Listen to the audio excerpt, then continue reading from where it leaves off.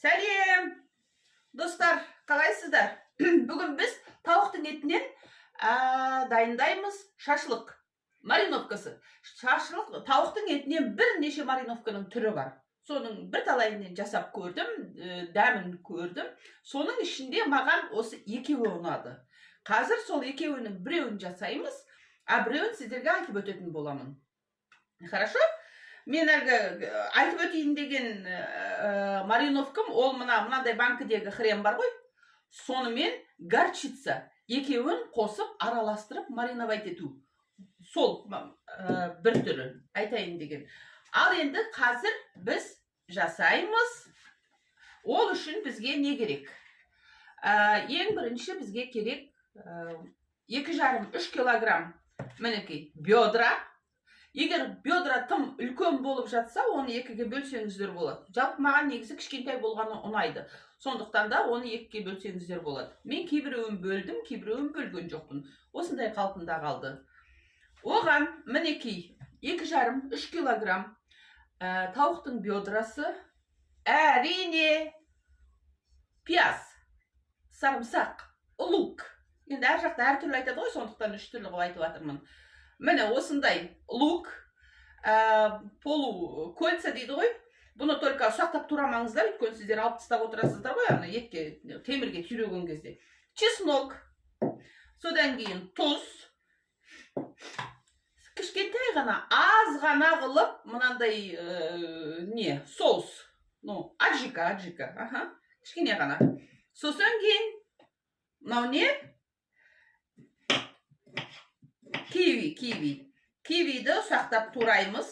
Одан кейін мынау лимон. Ең бірінші киви. Мен барлықтарын турап қойдым. Сіздердің уақыттарыңызды алмайын деп. Қазір адамдар кішкене шыдамсызбыз ғой біз қазір. Шыдамай жылдамдатайық деп жылдам тыңдаған жақсы көреміз. Сондықтан да мінекей барлығын турап қойдым. Только кивиді ғана қалдырдым турамай. Қазір кивиді тураймын. Кивидің енді соғы керек қой. Бұны да кішкене кесек-кесек турасаңыздар бол. Бұның бәрінің только соғы керек қой. Енді кивиді мінекей турап қойдым. Енді мына 2,5-3 килограмм тауыққа мен мынандай бір қасық тұз қосамын. Және лукты кішкене соғын шығарып, сығып саламын. Бірінші барлығын салып аламыз да, бірінші. Барлығын.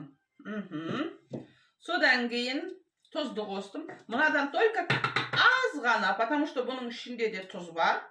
И бұның ішінде бұрыш. Қатты ашты болып кетпесін. Аз ғана қостым. Чеснок қостым. Киви қостым.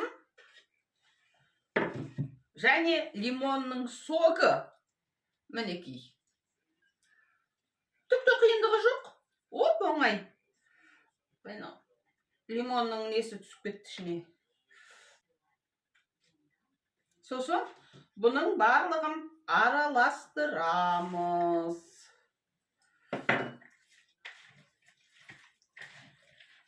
Кішкене қара бұрыш қосып жіберген, қара бұрыш.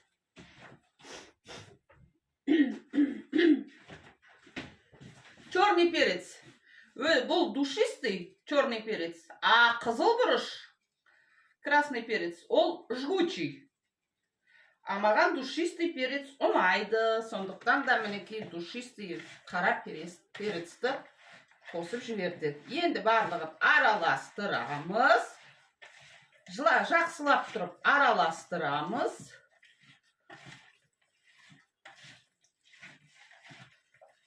Ал енді егер, достар, жаңағы мынадан жасайын десеңіздер, мынау хрен мен горчицаның қосындысы. Осының бәрін қосамыз. Жаңағы только лимон мен кивидің орнына мынадан бір қасық, горчицадан бір қасық, екеуін араластырып қосамыз. Сондай мариновка жасаймыз. Тоже сондай дәмді, сондай құрғақ емес, сондай дәмді болып шығады.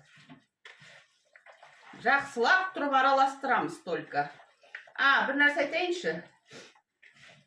Уксуспен мариновать етпеуге тырысыңыздар, потому что уксус құрғақ қылып тастайды. Етті құрғатып тастайды. Уксус. Сондықтан уксуспен мариновать етпеуге тырысыңыздар.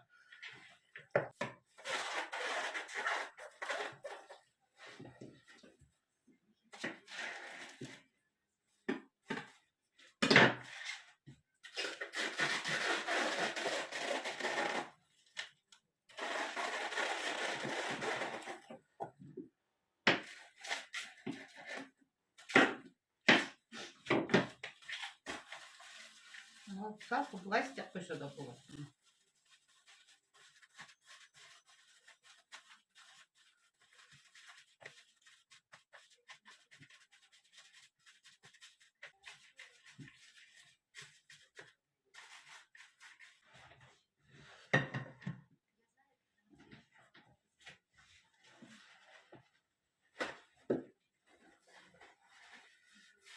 Міне достар, біраздан кейін пісірамыз шашлықты, сол кезде тағы да көреміз. Достар, мынау шашлыққа гарнир. Шашлықтың астына гарнир, осындай гарнир істеймін. Міне мынандай үлкендікте қылып турадым. Енді бұған кішкене тұз себемін. Чуть-чуть. Потом паприка себемін кішкене.